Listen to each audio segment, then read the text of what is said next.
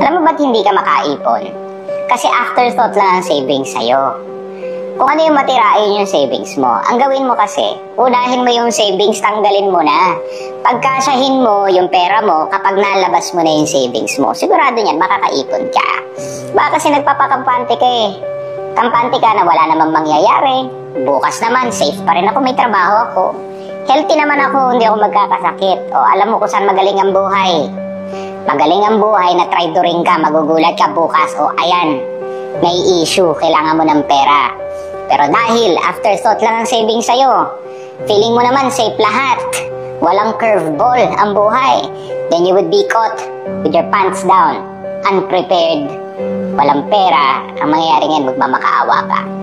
And I don't want that to happen to you. So ang gawin mo, ibawas mo na yung savings mo sa sahod mo, auto-deduct kung pwede meron kang separate bank account para hindi mo talaga magalaw.